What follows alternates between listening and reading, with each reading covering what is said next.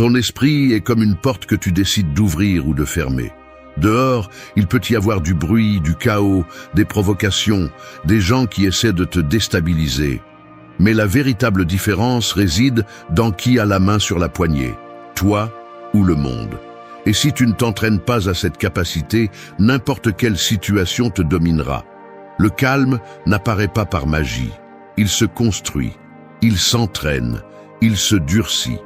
Et la plupart des gens ne le font pas parce qu'il est plus facile de réagir que de penser, plus facile d'exploser que de respirer, plus facile de blâmer que de contrôler.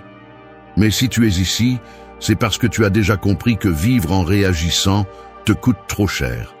Le stoïcisme nous laisse une vérité impossible à ignorer. Ce n'est pas ce qui se passe à l'extérieur qui te détruit, c'est la façon dont tu l'interprètes. C'est pourquoi cette vidéo ne cherche pas à embellir la réalité, mais à te confronter à elle. Nous allons entraîner l'esprit pour que tu gardes ton calme, même lorsque tout autour exige le contraire. Ici, tu verras comment observer tes émotions sans les laisser te gouverner. Comment te préparer mentalement avant que la journée ne commence. Comment transformer chaque provocation en force et comment faire de la sérénité une habitude si solide que personne ne peut te l'enlever. Si tu veux arrêter d'être emporté par tes impulsions et commencer à dominer ton monde intérieur, reste. Ces 8 leçons sont ton entraînement pour devenir inébranlable, non pas en théorie, mais dans la vie réelle. 1. Concentre-toi uniquement sur ce que tu peux contrôler. Ton esprit est comme un échiquier immense, plein de pièces qui bougent en même temps. Certaines sont manipulées par toi, d'autres sont déplacées par la vie, d'autres encore par les gens qui t'entourent. Et certaines, tu ne sais même pas qui les déplace. L'erreur que presque tout le monde commet est d'essayer de contrôler toutes les pièces, comme s'il était possible de gérer l'échiquier entier. Et quand ils essaient, ils finissent épuisés, frustrés, perdant leur calme pour des choses qui ne dépendent même pas d'eux. Tu ne peux pas contrôler l'échiquier, mais tu peux contrôler les pièces qui t'appartiennent, tes pensées, tes décisions, tes réactions. Au moment où tu acceptes cela, la vie cesse de se sentir comme un chaos et commence à se transformer en un jeu dans lequel tu as beaucoup plus d'avantages que tu ne le pensais. La première étape pour entraîner le calme est d'une simplicité brutale, se concentrer uniquement sur ce qui est sous ton contrôle. Et même si cela semble facile, cela nécessite un niveau d'honnêteté qui met la plupart des gens mal à l'aise. Parce que cela t'oblige à arrêter de blâmer, à arrêter de te justifier, à arrêter de regarder à l'extérieur en cherchant des responsables. Il te demande de regarder à l'intérieur, d'assumer ta part, de reconnaître qu'une grande partie de ta souffrance vient de l'essai de dominer ce que tu ne peux pas changer. Tu peux gérer tes pensées, mais pas ce que les autres pensent de toi. Tu peux gérer ta discipline, mais pas les résultats immédiats. Tu peux gérer ton attitude, mais pas les décisions des autres. Le point est d'accepter cette ligne invisible entre ce qui dépend de toi et ce qui ne dépend pas, et de faire de cette distinction ton arme la plus puissante. Quand tu comprends cela, tu commences à remarquer quelque chose de clé. La plupart de tes réactions impulsives naissent du désir de contrôler l'extérieur. Tu te mets en colère parce que quelqu'un a dit quelque chose que tu ne voulais pas entendre.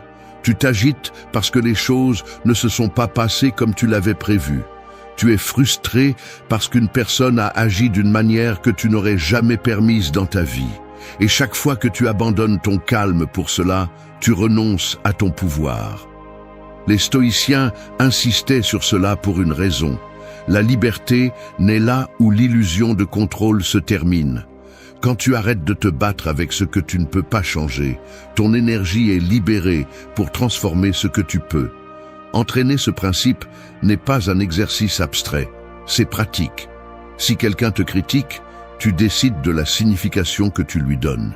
Si une situation échappe à ton contrôle, tu choisis de réagir par impulsion ou par raison. Si quelque chose te déçoit, tu décides de te laisser abattre ou d'apprendre. C'est la clé, tu décides. C'est la pièce qui t'appartient toujours sur l'échiquier. Et quand tu la comprends, tu commences à jouer différemment. Tu ne t'épuises plus à essayer de changer les pièces des autres. Tu commences à mieux déplacer les tiennes. Et cela, sans t'en rendre compte, te rend plus calme, plus fort, plus centré. Chaque jour, tu peux entraîner cela dans de petites situations. Si le trafic est insupportable, tu respires et te rappelles que cela ne dépend pas de toi. Si quelqu'un essaie de te provoquer, tu choisis de ne pas réagir à partir de l'ego. Si un plan tombe à l'eau, tu ajustes ton attitude au lieu de te plaindre.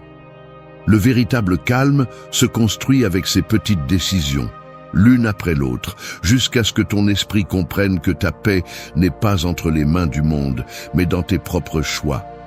Parce que quand tu arrêtes de lutter contre ce que tu ne contrôles pas, tu commences à maîtriser ce qui importe vraiment, toi-même. 2. Respire avant de réagir. Ton esprit fonctionne comme un interrupteur de lumière. Il y a des moments où quelqu'un dit quelque chose, une situation inattendue se produit, ou une pensée inconfortable apparaît, et cet interrupteur tente de s'activer brusquement. La réaction immédiate veut tout allumer, éclairer la colère, la peur, la frustration ou l'impulsivité. Le problème est que les gens vivent en actionnant cet interrupteur sans regarder ce qu'ils font, sans se demander si cela vaut vraiment la peine d'allumer une telle tempête pour des choses si petites. La pause, cette simple respiration consciente, est la main qui arrête l'interrupteur avant qu'il ne te consume de l'intérieur. Respirer avant de réagir n'est pas une technique, c'est une forme de leadership interne. Et bien que cela puisse sembler une action minimale, elle a un impact énorme, car elle rompt le cycle automatique qui te rend esclave de tes impulsions. La plupart des gens explosent parce qu'ils n'ont jamais entraîné cet espace entre ce qui se passe et ce qu'ils font.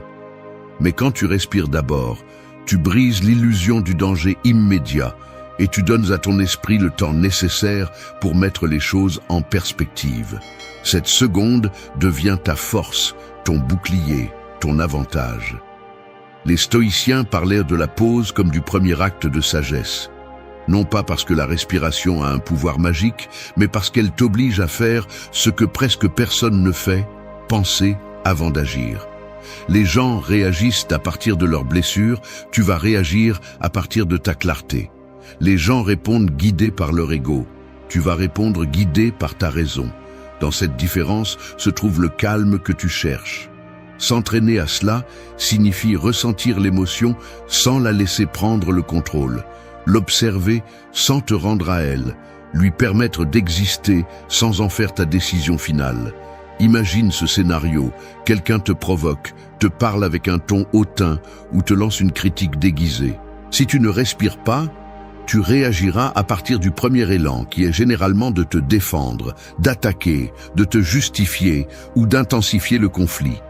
Mais si tu respires, même une seule fois, tu désactives ce mécanisme primitif qui cherche à combattre ou à fuir et tu actives la partie la plus rationnelle de ton esprit. Tout s'éclaircit, tout se met en ordre, tout est vu avec plus de distance. Cette distance est le pouvoir. Cette distance empêche que tu donnes ton calme pour n'importe quelle bêtise. Et cette distance est obtenue en respirant. La respiration consciente t'apprend aussi quelque chose que la plupart des gens ne comprennent jamais. Tu n'as pas besoin de répondre immédiatement. Tu n'es pas obligé de réagir au rythme des problèmes, des personnes ou des émotions. Tu définis le moment et la forme. Tu contrôles ton rythme. Tu contrôles ton temps interne. Quand tu respires avant de réagir, tu dis sans mots que ton monde interne ne sera pas dicté par l'extérieur. C'est un niveau de maîtrise que très peu de personnes développent dans leur vie. S'entraîner à cela nécessite une pratique quotidienne. Tu peux le faire quand un commentaire t'irrite, quand quelque chose ne se passe pas comme tu le voulais, quand les choses sont retardées, quand une dispute éclate, quand une pensée négative apparaît. Respire avant d'agir. Respire avant de parler. Respire avant de laisser une émotion décider pour toi. Cela peut sembler simple, mais ce ne l'est pas. Le calme semble toujours simple de l'extérieur, mais le maîtriser à l'intérieur exige une discipline absolue. Chaque respiration consciente est un rappel que tu contrôles l'interrupteur. Tu décides quand allumer la lumière et quand laisser la pièce en silence. Et quand tu t'habitues à choisir, tu découvres que le monde ne te contrôle pas. Les situations ne te contrôlent pas, les personnes ne te contrôlent pas. Ta respiration te ramène au présent, te rend ta force et te rend ta paix. 3. Prépare-toi mentalement pour la journée. Chaque matin fonctionne comme une bataille invisible qui commence avant même que tu ouvres les yeux. Ce n'est pas une exagération, c'est la réalité. Les premières idées qui apparaissent dans ton esprit sont comme les soldats qui décident si tu auras une journée stable ou une journée pleine de chaos. Si tu permets à ton esprit de se réveiller désorganisé, pressé ou réactif, tu es déjà entré dans la guerre sans armure. Mais si tu prends le contrôle dès le début, si tu prépares ton esprit avant que le monde commence à exiger, alors peu importe ce qui se passe là-bas, tu seras déjà prêt à y faire face, avec un calme que peu de gens possèdent. La préparation mentale n'est pas un rituel compliqué, c'est une stratégie. La plupart des gens se lèvent sans intention, en hâte, en regardant leur téléphone portable, se remplissant de bruit avant de se remplir de clarté. Puis ils se demandent pourquoi ils perdent patience si rapidement. Tu vas faire le contraire. Ton premier acte de la journée sera de construire un esprit solide avant que la vie ne frappe à ta porte. Les stoïciens appelaient cela la préméditation du jour. Visualiser ce qui pourrait arriver, non pas pour en souffrir à l'avance, mais pour te renforcer avant que cela n'arrive. Se préparer mentalement signifie reconnaître que le monde ne va pas se conformer à tes attentes. Donc tu as besoin de commencer la journée à partir d'un état interne stable. Pose-toi des questions qui te mettent dans le bon rôle. Qu'est-ce qui est sous mon contrôle aujourd'hui? Quel type de personne veux-je être face aux difficultés? Comment puis-je rester calme si quelqu'un essaie de me provoquer? En te posant ces questions tôt, tu entraînes ton esprit à rester concentré lorsque la journée commence à bouger. Un autre élément clé est d'accepter que le chaos est une partie naturelle de la vie. En l'anticipant sans peur, tu en réduis l'impact. Si quelqu'un te critique, tu avais déjà envisagé la possibilité. Si un plan échoue, tu avais déjà considéré que rien n'est sûr. Si un problème inattendu surgit, tu étais déjà mentalement préparé à t'adapter. Cela ne te rend pas pessimiste, cela te rend stratégique. Il vaut mieux prévoir les tempêtes que de prétendre que le ciel sera dégagé tout le temps. Tu peux aussi utiliser la visualisation négative, une pratique stoïcienne puissante. Il ne s'agit pas d'imaginer des tragédies, mais de reconnaître l'impermanence de tout, le bon et le mauvais. Cela te donne de la perspective. Cela t'aide à voir tes défis comme faisant partie d'un processus de croissance, et non comme des punitions personnelles. Lorsque tu fais cela chaque matin, tu entraînes ton esprit à ne pas se briser face à l'inconnu. Tu le prépares à accueillir la journée sans la fuir. La préparation mentale comprend également la clarté dans tes décisions. Définis ce que tu vas tolérer et ce que tu ne vas pas. Fixe ton propre rythme au lieu de laisser les autres l'imposer. Décide comment tu réagiras face aux provocations. Décide quelle attitude tu garderas même quand quelque chose te fera perdre patience. Cette clarté préalable réduit la réactivité et augmente le calme. Parce que quand tu sais déjà comment tu vas agir, tu n'improvises pas sur l'impulsion. Tu agis à partir de la conscience. Rends-le pratique. Consacre quelques minutes au silence avant de commencer ta journée. Observe tes pensées sans les juger. Ajuste ta respiration. Reconnecte-toi avec toi-même. Cette simple préparation te place immédiatement au-dessus de ceux qui vivent en courant sans réfléchir. Elle te rend maître de ton espace mental. Elle te rend résistant au bruit, à la pression, aux émotions soudaines. Prépare-toi mentalement et tu verras le changement. La journée ne commencera pas en te contrôlant. Tu commenceras en contrôlant la journée. Et quand tu maîtrises ton matin, tu maîtrises ton esprit. Et quand tu maîtrises ton esprit, tu deviens quelqu'un qui garde son calme, même au milieu du chaos. 4. Observe tes émotions calmement. Les émotions fonctionnent comme des visiteurs qui arrivent chez toi sans prévenir. Certaines frappent doucement à la porte, d'autres entrent en poussant, d'autres font du bruit et mettent tout en désordre. L'erreur que la plupart des gens font est de se battre avec elles ou de les laisser prendre le contrôle absolu de l'endroit. Mais lorsque tu observes tes émotions calmement, sans fuir et sans leur obéir aveuglément, tu reprends le contrôle de ta propre maison mentale. Tu apprends à être le propriétaire, pas l'invité. Observer tes émotions ne signifie pas les réprimer, les ignorer ou faire semblant qu'elles n'existent pas. Cela signifie les regarder pour ce qu'elles sont. Des signaux, des indicateurs, des messages. Les gens perdent leur calme parce qu'ils confondent émotion avec instruction. S'ils ressentent de la colère, ils pensent qu'ils doivent attaquer. S'ils ressentent de la peur, ils pensent qu'ils doivent fuir. S'ils ressentent de la tristesse, ils pensent qu'ils doivent abandonner. Et c'est l'origine de la plupart des conflits internes. Tu vas t'entraîner à faire quelque chose de différent. Observer d'abord, agir ensuite. Les stoïciens enseignaient que l'émotion en elle-même n'est pas le problème. Le problème est l'histoire que tu construis autour d'elle. Si tu ressens de la colère et décides de l'interpréter comme une attaque personnelle, tu réagiras impulsivement. Si tu ressens de l'anxiété et décides de la voir comme un danger réel, tu seras paralysé. Mais si tu observes l'émotion sans l'interpréter immédiatement, sans lui donner de pouvoir, tu découvres qu'elle se calme d'elle-même. L'observation est l'outil qui sépare ce que tu ressens de ce que tu fais. Ce processus demande du courage. La plupart des gens ont peur de regarder leurs émotions en face parce qu'ils ont peur de ce qu'ils pourraient trouver. Mais tu as besoin de comprendre quelque chose qui change la vie. Une émotion n'est pas une menace, c'est une information.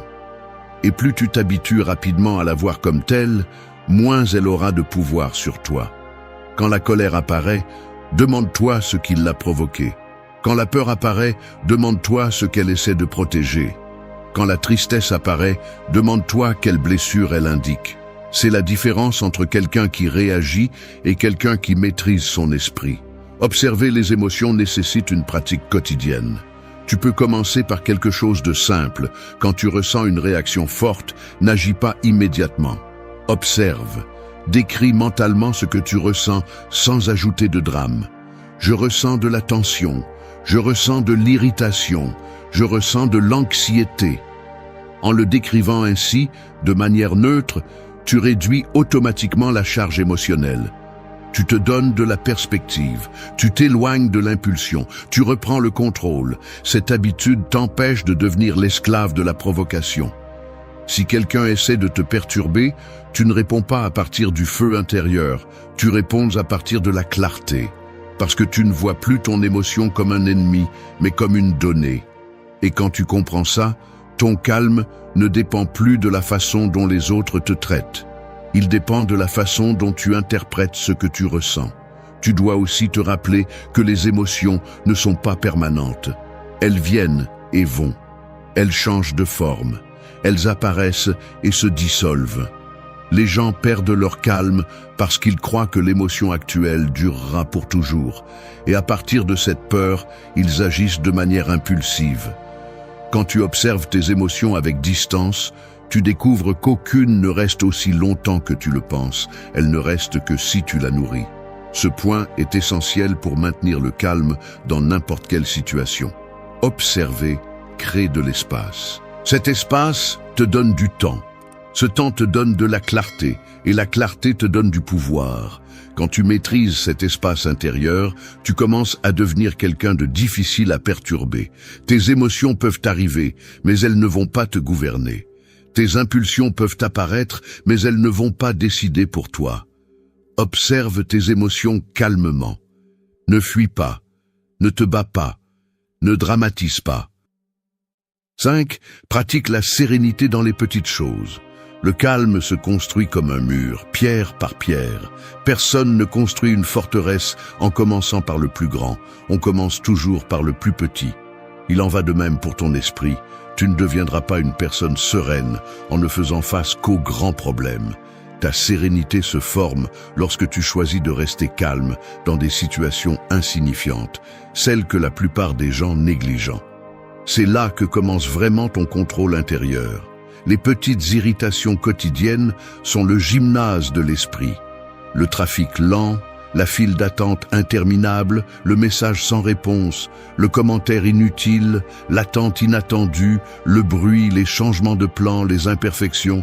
La plupart des gens les voient comme des irritations normales et c'est pourquoi ils ne développent jamais un esprit fort.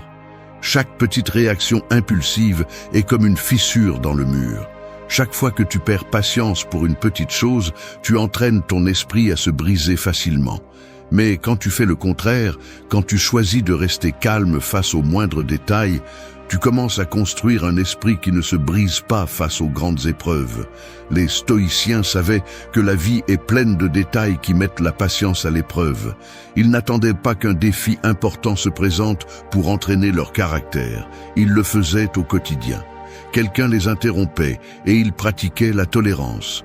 Quelque chose tournait mal et ils pratiquaient l'adaptation. Un plan échouait et ils pratiquaient la flexibilité. Chaque petit moment était une opportunité pour renforcer l'esprit. Et c'est cette mentalité que tu dois adopter si tu veux vraiment que rien ni personne ne te déstabilise. La sérénité dans les petites choses est importante, car elle révèle ton véritable niveau de maîtrise. Si tu perds le contrôle pour un petit imprévu, comment prétends-tu le garder face à un grand défi? Si un simple commentaire te perturbe, comment affronteras-tu une véritable critique? Si un changement de route te met hors de toi, comment affronteras-tu une grande perte? La sérénité n'apparaît pas dans les grands événements, elle se révèle en eux grâce à ce que tu as entraîné dans les petites choses. Pratiquer cela est simple, mais pas facile. Quand tu sens l'irritation monter pour une petite chose, arrête-toi.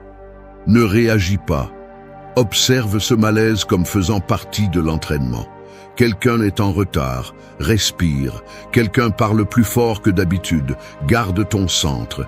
Quelque chose ne se passe pas à ton rythme, lâche le besoin de contrôle. Cette décision constante de rester serein dans les petites choses est celle qui crée la force mentale que tu recherches. La sérénité dans les petites choses te rend également plus stratégique dans ta vie quotidienne. Elle te permet de conserver de l'énergie émotionnelle pour ce qui compte vraiment. Tu évites de t'épuiser pour des futilités. Tu évites de réagir par habitude. Tu évites de transformer l'insignifiant en problème. Quand tu maîtrises ces micro-moments, ton esprit apprend à rester stable, comme un lac tranquille qui ne se trouble pas à chaque pierre qui tombe. De plus, lorsque tu arrives à rester calme dans les petites choses, tu améliores ta capacité de concentration. Au lieu de sauter d'irritation en irritation, tu peux consacrer ton énergie à ce qui te fait vraiment avancer. L'esprit cesse de vivre en mode réactif et passe en mode conscient. Et cela te place immédiatement au-dessus de la moyenne, car la plupart des gens sont pris au piège dans des micro-réactions qui ne mènent à rien.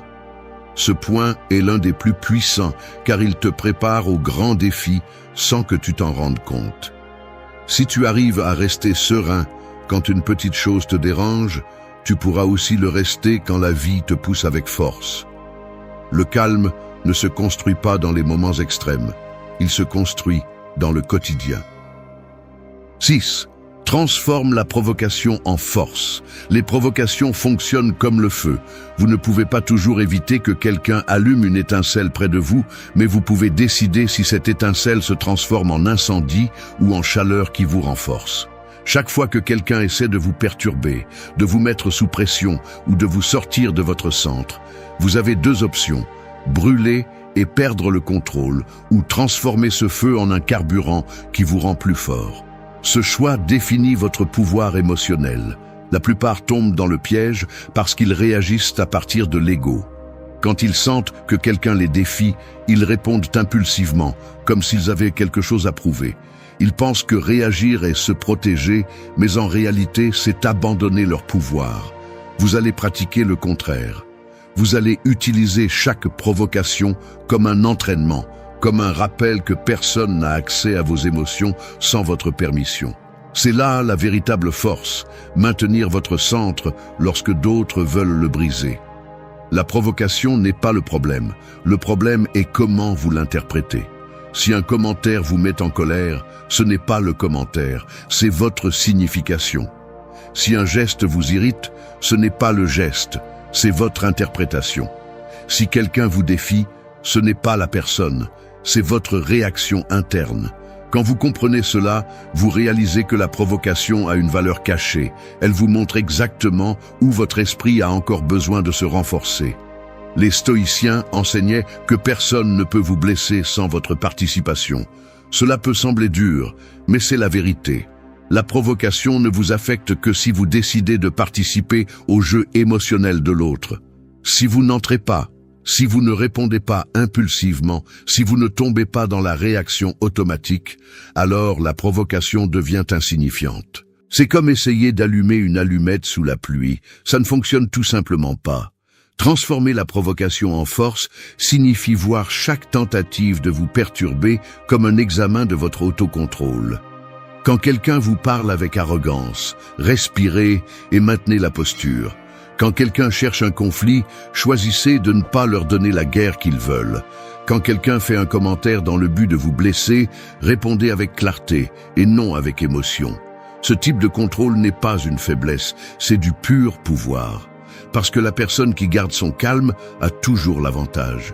Vous devez aussi comprendre que beaucoup de gens provoquent parce qu'ils ne savent pas gérer leur propre esprit.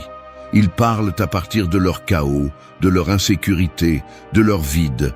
Laisser leur chaos devenir votre chaos est une façon de perdre votre calme que vous ne pouvez pas vous permettre si vous voulez être quelqu'un de fort et stable. Au lieu de réagir, observez. Au lieu de le prendre personnellement, analysez. Au lieu de perdre de l'énergie, dirigez votre attention vers ce qui dépend de vous. Transformer la provocation en force implique aussi de choisir vos batailles. Tout ne mérite pas votre attention, tout ne mérite pas votre énergie, tout ne mérite pas votre réponse. Parfois, le plus grand acte de force est simplement de ne pas réagir. Le silence n'est pas une reddition, c'est une stratégie. C'est choisir de ne pas nourrir une dynamique qui ne mène nulle part. Entraînez ce principe au quotidien. Quand quelqu'un vous répond mal, gardez votre sang-froid. Quand vous recevez une critique, analysez plutôt que d'exploser.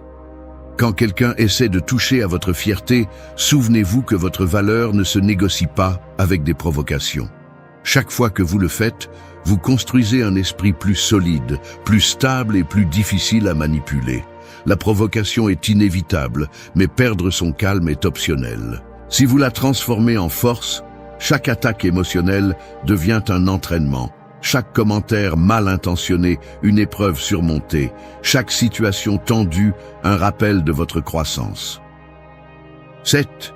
Nourris des pensées qui te donnent la paix. Les pensées fonctionnent comme des graines. Certaines grandissent en silence et te renforcent. D'autres grandissent rapidement et te empoisonnent de l'intérieur. La plupart des gens ne se soucient pas de ce qu'ils plantent dans leur esprit et sont ensuite surpris lorsque leur intérieur devient un terrain plein d'anxiété, de peur, d'irritation ou de chaos. Mais si tu veux garder ton calme en toutes circonstances, tu dois faire de ton esprit un espace cultivé avec intention, où les pensées qui entrent t'apportent la paix plutôt que de la détruire. Tu ne peux pas empêcher certaines pensées d'apparaître, ce serait impossible. Ce que tu peux faire, c'est décider lesquelles tu permets de prendre racine. La différence entre un esprit instable et un esprit fort réside dans ce choix. Si tu nourris des pensées d'inquiétude, de méfiance ou de ressentiment, ta tranquillité se fragmentera inévitablement. Mais si tu choisis des pensées qui apportent de la clarté, de la concentration et de la sérénité, ta stabilité devient difficile à briser. Les stoïciens insistaient sur ce point parce qu'ils savaient que le véritable bruit ne vient pas du monde extérieur. Il vient de la narration interne que tu crées. Un commentaire ne te fait pas de mal, c'est l'histoire que tu te racontes ensuite qui te fait du mal. Une situation difficile ne te fait pas tomber, c'est l'interprétation tragique que tu choisis de construire qui te fait tomber. L'émotion n'explose pas d'elle-même. Elle explose parce que tu la nourris avec des pensées répétitives. Lorsque tu comprends le pouvoir de tes pensées, tu arrêtes de les traiter comme des visiteurs et tu commences à les voir comme des outils. Nourrir des pensées qui te donnent la paix n'est pas un optimisme naïf, c'est une discipline mentale. Cela signifie remplacer par un choix conscient ce qui sabote ta clarté. Si ton esprit commence à exagérer un problème, tu l'arrêtes et tu reviens aux faits concrets. Si une pensée négative sur toi-même apparaît, tu la remets en question et tu la corriges. Si une peur irrationnelle surgit, tu l'observes sans l'embrasser. C'est ce qu'un esprit entraîné fait. Il ne nie pas la réalité, mais il ne la dramatise pas non plus. Tu dois aussi comprendre qu'il y a des pensées qui te consument sans te donner rien en retour. Penser encore et encore à ce que quelqu'un a dit, à ce qui aurait pu se passer, à ce qui a mal tourné, à ce qui aurait pu être différent, ne change rien à ta vie. Cela ne fait que te voler de l'énergie. L'esprit qui veut le calme ne nourrit pas les fantasmes destructeurs, il nourrit la présence, l'analyse et les actions concrètes. C'est ce qui distingue une personne émotionnellement forte de quelqu'un qui est pris au piège dans son propre esprit. Une pensée utile est celle qui te fait avancer, qui t'aide à agir mieux, qui te donne une perspective. Une pensée inutile est celle qui répète la même souffrance dans ta tête sans te donner de solution. Tu décides laquelle tu arroses. Et cette décision détermine la qualité de ton calme. Le piège est que les pensées négatives ont tendance à se répéter facilement. Elles sont bruyantes, insistantes, dramatiques. Les pensées pacifiques, en revanche, nécessitent des efforts, de l'attention et une pratique constante. Mais cet effort est ce qui renforce ton caractère. S'entraîner sur ce point signifie surveiller ton dialogue interne avec la même sérieux que tu prends soin de ton environnement physique. Si tu ne laisserais pas de déchets s'accumuler dans ta chambre, tu ne devrais pas non plus laisser des déchets émotionnels s'accumuler dans ton esprit. Si tu ne permettrais pas à quelqu'un d'entrer chez toi et de crier sans raison, tu ne devrais pas non plus permettre à une pensée irrationnelle de gouverner ta journée. C'est le niveau d'autorité mentale que tu dois construire. Rends-le pratique. Chaque matin, choisis une pensée guide qui te maintienne stable. Cela peut être un principe, une phrase, une idée claire. 8. Fais de la tranquillité une habitude quotidienne. La tranquillité fonctionne comme un muscle qui s'atrophie si on le néglige et se renforce si on l'entraîne tous les jours. Elle ne s'active pas seulement quand la vie se complique, elle se construit dans la répétition quotidienne, dans la constance silencieuse, dans ces petits moments où tu décides de garder ton centre même si rien ne t'y oblige. Les gens perdent leur calme parce qu'ils prétendent l'utiliser uniquement en cas d'urgence, comme si c'était un bouton magique. Tu ne vas pas commettre cette erreur, tu vas faire de la tranquillité une partie de ta routine, tout comme respirer, marcher ou penser. Faire de la tranquillité une habitude signifie comprendre que ce n'est pas quelque chose qui apparaît quand tu en as besoin, mais quelque chose que tu as déjà entraîné avant de faire face aux problèmes. Tout comme un athlète ne attend pas la compétition pour se préparer, tu ne vas pas attendre le conflit pour pratiquer ta sérénité. Tu vas la cultiver quotidiennement, avec intention, avec discipline et avec respect pour ton propre esprit. C'est la différence entre ceux qui réagissent et ceux qui maîtrisent leur intérieur. Les stoïciens pratiquaient leur calme tous les jours. Ils ne s'asseyaient pas à attendre que la vie soit généreuse. Ils se préparaient. Ils réfléchissaient le matin, évaluaient le soir, observaient leur comportement, corrigeaient leurs erreurs et célébraient l'autocontrôle. Ils comprenaient que l'esprit ne se renforce pas avec le désir, mais avec la répétition. Et c'est ce que tu dois appliquer, un entraînement constant pour que ta tranquillité ne soit pas accidentelle, mais naturelle. Faire de la tranquillité une habitude signifie pratiquer la présence. Quand tu manges, concentre-toi sur le fait de manger. Quand tu parles, écoute plus que tu ne parles. Quand tu marches, respire avec rythme. Quand tu t'irrites, fais une pause. Quand tu observes tes émotions, regarde-les avec distance. Chaque action consciente est une brique dans la construction de ta stabilité intérieure. Chaque jour que tu répètes ces comportements, ton esprit apprend qu'il n'a pas besoin de réagir avec violence. Il peut répondre avec clarté. Cela implique aussi de t'engager dans ton autocar mental. Ce n'est pas de la douceur, c'est de la stratégie. Un esprit épuisé réagit impulsivement. Un esprit saturé explose facilement. Un esprit dispersé perd le contrôle face à la moindre chose. C'est pourquoi ta tranquillité ne s'entraîne pas seulement dans les moments difficiles, elle s'entraîne aussi en se reposant bien, en organisant tes pensées, en se déconnectant du bruit, en revoyant tes émotions, en nettoyant ce qui te draine de l'énergie. La tranquillité se construit de l'intérieur, pas à partir de tes circonstances. Faire de la tranquillité une habitude quotidienne signifie aussi accepter la vie telle qu'elle est. Pas comme tu l'imagines, pas comme tu le souhaiterais, mais telle qu'elle se présente. Quand tu acceptes la réalité sans te battre contre elle, tu réduis la résistance interne qui te remplit de tension. Au lieu de souhaiter que tout soit parfait, tu apprends à te déplacer avec ce que tu as. Au lieu d'exiger que personne ne te provoque, tu apprends à garder ton centre, même si on te provoque. Ce niveau d'acceptation est l'un des secrets de la véritable sérénité. Pratique-le de manière intentionnelle. Consacre un moment au silence chaque jour, même si ce n'est que quelques minutes. Observe comment tu respires, comment tu penses, comment tu te sens. Ne juge pas, reconnais simplement. Ensuite, continue ta journée en appliquant ce que tu as entraîné. Fais des pauses avant de réagir, de la clarté avant de parler, de la distance avant d'interpréter. Cette répétition quotidienne transforme ton esprit jusqu'à ce que la tranquillité devienne ta réponse naturelle, pas ta dernière option. Danke, dass du bis zum Ende des Videos geblieben bist. Wenn du alles gesehen hast, kommentiere, ich bin stoisch, als unser geheimes Zeichen, zu wissen, dass du ein wahrer Schüler des Stoizismus bist. Vergiss nicht, den Kanal zu abonnieren und das Video zu liken, wenn es dir gefallen hat. Wir sehen uns im nächsten Video und denke daran, kultiviere weiterhin deinen stoischen Geist.